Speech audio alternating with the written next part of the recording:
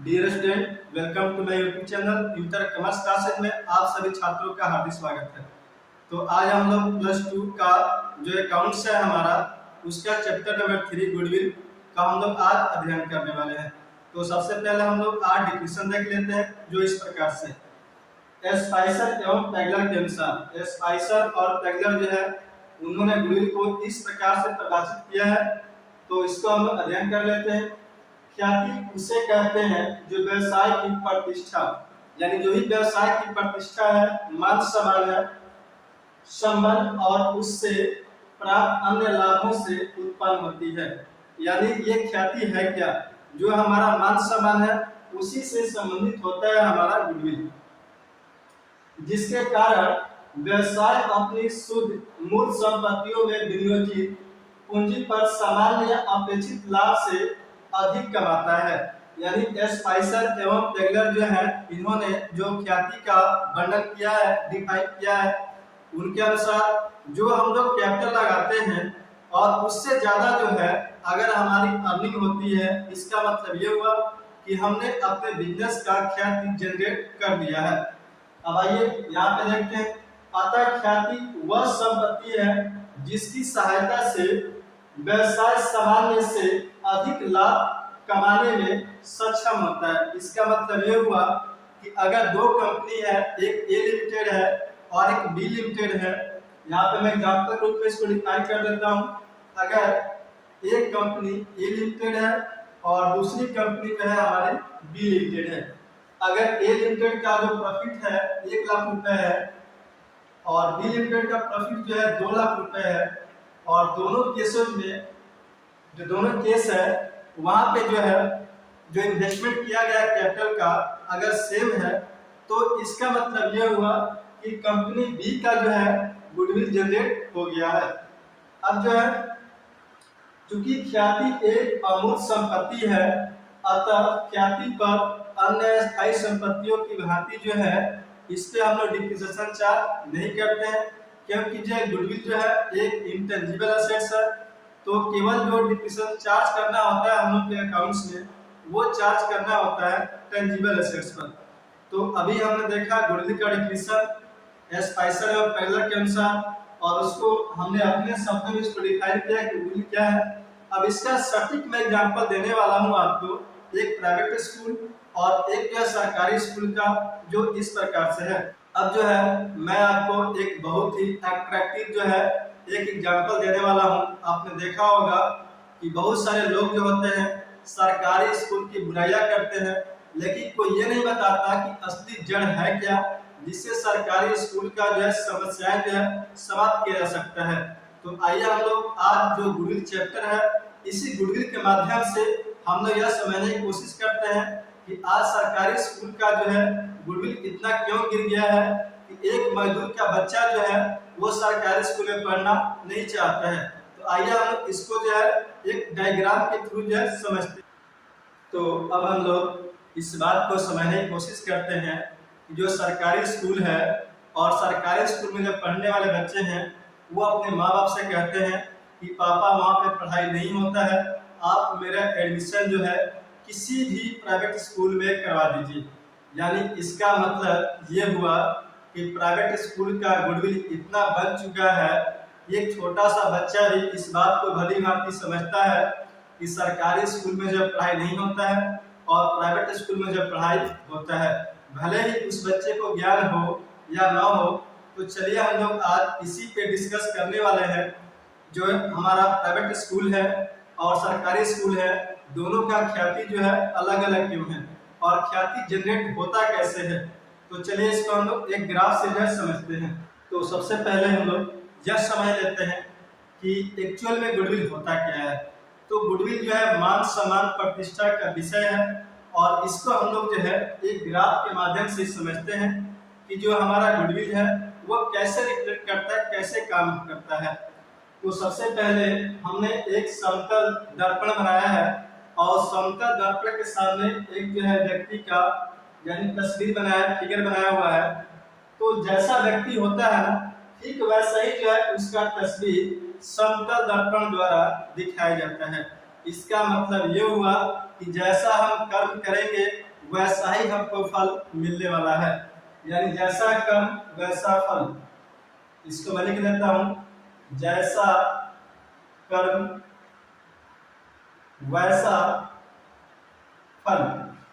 तो सरकारी स्कूल जो है और उसकी बदहाली पर आपने यूट्यूब पे लाखों वीडियो देखा होगा, और वहाँ यूट्यूबर जो है अपने व्यूअर के लिए जो है वो वीडियो बनाते हैं और लोग उस पर जो है कमेंट करते हैं और उनको अच्छा लगता है और उनकी अच्छी खासी कमाई हो जाती है। और मैं आपको इस वीडियो में यह बताने वाला हूँ कि जो हमारा सरकारी स्कूल है उसका गुडविल जो है इतना क्यों गिर गया है। तो अभी आपने देखा कि एक बोर्ड पे मैंने वर्ड लिखा है, एक वाक्य लिखा है, जैसा कर्म वैसा फल। इसका क्या मतलब हुआ कि जब हम वोट देते हैं तो उस चुनाव में हम लोग ये नहीं देखते कि हमें किसको वोट देना चाहिए। अगर आप शिक्षा को वाकई प्रमोट करने वाले हो, अगर आपको शिक्षा से वाकई में लगाव है, तो आप जो है चुनाव के समय उन नेताओं का प्रचार कीजिए जिनका मुद्दा जो है यानी शिक्षा है।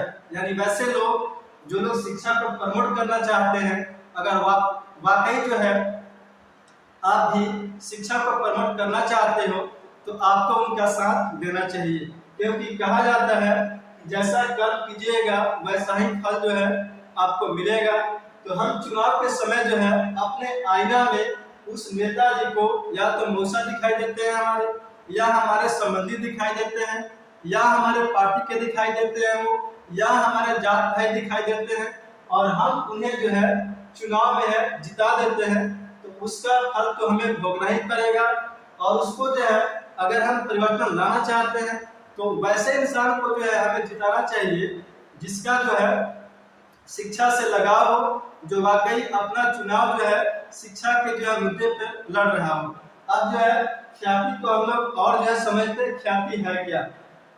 तो जो इम्पोर्टेंस ऑफ गुडविल है उसको स्टडी करने वाले हैं। तो ख्याति वह दर्पण है जो वर्तमान एवं भविष्य में व्यवसाय का सच्चा चित्र प्रस्तुत करता है। इसका मतलब ये हुआ कि जो भी हम भूतकाल में यानी पास्ट में जो भी हम किए रहेंगे उसका जो पिक्चर, उसका जो रिजल्ट जो हमें देखने को मिलेगा वो प्रेजेंट में देखने को मिलेगा और जो है फ्यूचर में देखने को मिलेगा। तो अभी इसके पहले जो है हमने आपको बताया था कि जो सरकारी स्कूल है और वहाँ पे शिक्षा व्यवस्था जो है चौपट है, बच्चे बहुत कम आते हैं। इसका मतलब ये हुआ कि जो सरकारी स्कूल है उसका ख्याति जो है कुछ न कुछ तो डैमेज हुआ है। अब इस बात को इस प्रकार से समझते हैं, इफ कैपिटल इज लॉस, अगर कैपिटल जो है लॉस हो जाता है, नथिंग इज लॉस। इसका मतलब ये हुआ कि कुछ भी जो है लॉस नहीं हुआ है। अगर सरकारी स्कूल का बिल्डिंग नहीं है इसका मतलब जो है नथिंग इज लॉस, अभी कुछ भी लॉस नहीं हुआ। If customers are loss something is loss, अगर आपके बिजनेस से कस्टमर जो है लॉस हो जाते हैं, आपके दुकान पे नहीं आते हैं, तो यह मत समझिए कि आपका व्यवसाय जो है बंद होने के कगार पर है। अगर सरकारी स्कूल जो है वहाँ पे बच्चे कम आ रहे हैं, इसका मतलब ये नहीं सरकारी स्कूल जो है खराब है या सरकारी स्कूल जो है बंद होने वाला है। इफ गुडविल इज लॉस, अगर गुडविल जो है लॉस हो जाता है, एवरीथिंग इज लॉस। अब हम लोग जो ख्याति के प्रकार हैं उसको समझने वाले हैं। तो ख्याति के मुख्य रूप से 4 प्रकार होते हैं, यानी जो हमारे ग्राहक होते हैं वो 4 प्रकार के हो सकते हैं। पहला है कुत्ते की प्रकृति। इसका मतलब ये हुआ कि कुछ लोग जो होते हैं वो कुत्ते की प्रकृति के होते हैं। इसका मतलब ये हुआ कुछ हमारे ग्राहक जो है कुत्ते की प्रकृति के होते हैं, अर्थात जिस प्रकार से एक कुत्ता जो है स्वामी भक्त होता है, स्वामी की रक्षा करता है, ठीक वैसे ही जो है कुछ ग्राहक होते हैं वो जो है दुकानदार से प्रभावित होते हैं, और जहाँ दुकानदार जाता है वहाँ जो है उसके ग्राहक चले जाते हैं। अब जो है दूसरा है बिल्ली की प्रकृति। इसका मतलब ये हुआ कि जिस प्रकार से बिल्ली जो है अपना पुराना घर नहीं बदलती है, ठीक वैसे ही जो है कुछ ग्राहक इस प्रकार के होते हैं जो अपना दुकान जो है नहीं बदलते हैं। और तीसरा है हमारा चूहे की प्रकृति, यानी कुछ कस्टमर यानी कुछ ग्राहक इस प्रकार के होते हैं जो चूहे की भांति जो है अपना रूप जो है बदलते हैं। इसका मतलब ये हुआ कि चूहा जो है अपना स्थान बदलता है, कभी यहाँ रहता है कभी वहाँ रहता है। तो ठीक वैसे ही जो है कुछ ग्राहक जो है किसी फिक्स दुकान से सामान नहीं लेते हैं, कभी इस बाजार से लेते हैं कभी उस बाजार से लेते हैं।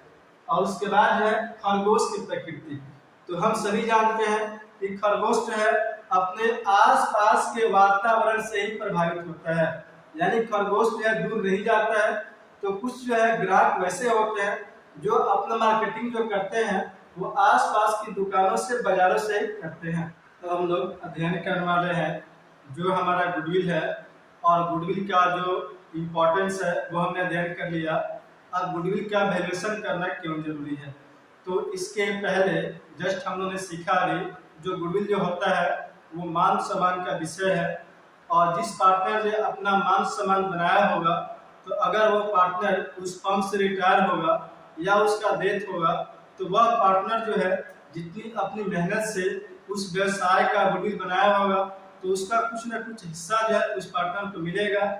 इसीलिए हम लोग यहाँ पर जो है जो गुडविल का नीड है जो वैल्यूएशन का, उसको हम लोग पढ़ने वाले हैं। तो वैसे कौन से सिचुएशन है जिसमें हमें जो गुडविल है उसका वैल्यूएशन करना पड़ता है, तो वह सिचुएशन जो है इस प्रकार से है, change in profit sharing ratio. अगर जो है एग्जिस्टिंग पार्टनर जो है यानी जो पार्टनर ने रेशियो बनाया है, अब रेशियो पार्टनर जो है चेंज करना चाहते हैं, तो हमें गुडविल का वैल्यूएशन करना पड़ेगा। अब दूसरा पॉइंट है एडमिशन ऑफ ए पार्टनर, यानी जो पार्टनरशिप फॉर्म है और उसमें अगर कोई दूसरा पार्टनर आना चाहता है, जैसे मान लिया कि दो पार्टनर है ए और बी, एक ए हो गया और ये जो है बी हो गया। अब इन दोनों पार्टनर ने मिलकर एक फॉर्म बनाया है जिसका नाम है ए बी फॉर्म। अब यहाँ पर इस बिजनेस में सी जो है एडमिट होना चाहता है, वो भी पार्टनर बनना चाहता है। तो ए और बी के द्वारा जो भी मेहनत किया गया होगा, मान सम्मान बनाया गया होगा, उस मान सम्मान के लिए जो है सी से पैसा लिया जाएगा, उसी को हम लोग बोलते हैं गुडविल। अब जो है तीसरा केस होगा हमारा रिटायरमेंट ऑफ ए पार्टनर। जब भी कोई पार्टनर रिटायर होगा तो उस टाइम पर गुडविल का वैल्यूएशन किया जाएगा। 4 नंबर पॉइंट है डेथ ऑफ ए पार्टनर। अगर किसी पार्टनर का डेथ हो जाता है तो उस समय भी गुडविल का वैल्यूएशन किया जाएगा, और जो भी शेयर होगा उस पार्टनर का जिसका डेथ हो गया है उसके जो है लीगल हेयर यानी एग्जीक्यूटर या रिप्रेजेंटेटिव को जो है वो पैसा दे दिया जाएगा। अब जो है पॉइंट नंबर 5 है sale the business of firm.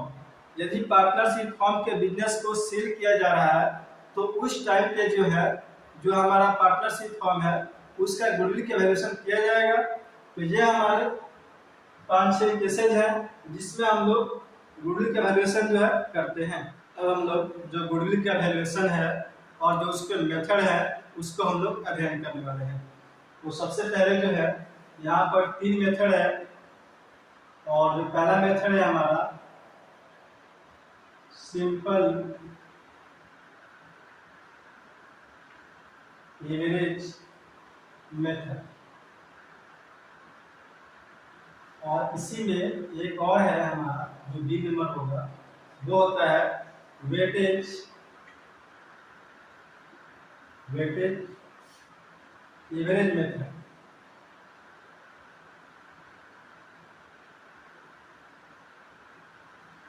तो जो पहला मेथड है हमारा एवरेज मेथड का, उसमें 2 है।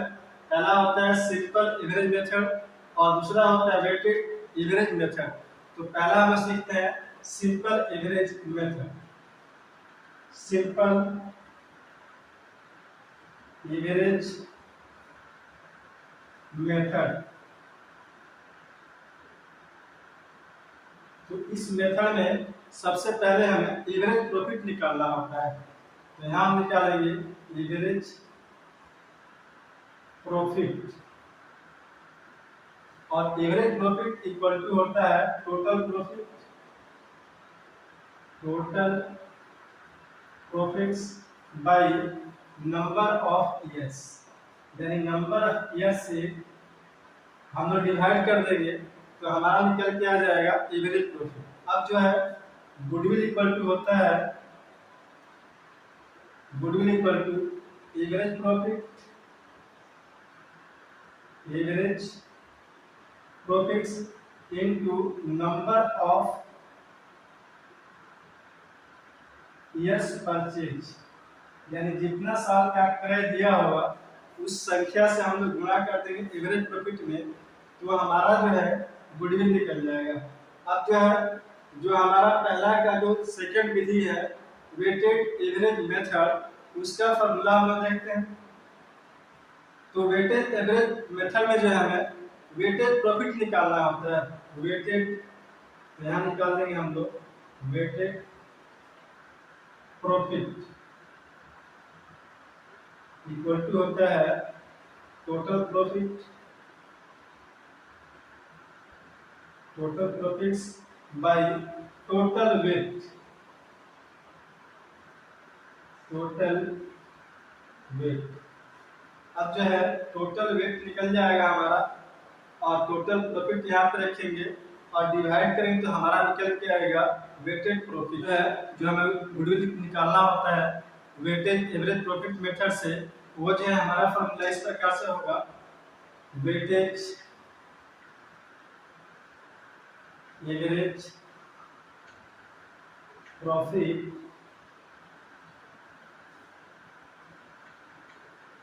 यानी गुडविल इक्वल टू हो जाएगा weighted average profit into number of years purchase, यानी जितना साल का क्रय दिया होगा गुडविल का परचेज का, तो उससे हम लोग वेटेड एवरेज प्रॉफिट में इनटू कर देते हैं। अब जो हमारा दूसरा मेथड होता है वो मेथड होता है सुपर प्रॉफिट का, super profit method, super profit method. तो सबसे पहले हमें निकालना होता है सुपर प्रॉफिट। तो यहाँ मैं फॉर्मूला लिख देता हूँ super profit equal to actual profit, actual profit या इसको हम लोग बोलते हैं एवरेज प्रॉफिट, एवरेज प्रॉफिट और माइनस कर दिया जाएगा normal profit, minus normal profit.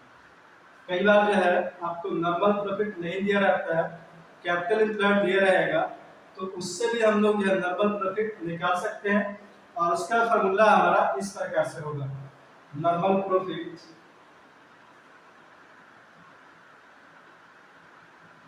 Normal profit equal to होता है capital employed, capital employed into rate by 100, यानी जो भी नॉर्मल प्रॉफिट का रेट दिया होगा उसका परसेंटेज, यहाँ लिखे capital employed into rate by 100। इससे हमारा सिंपली जो है नॉर्मल प्रॉफिट आ जाएगा।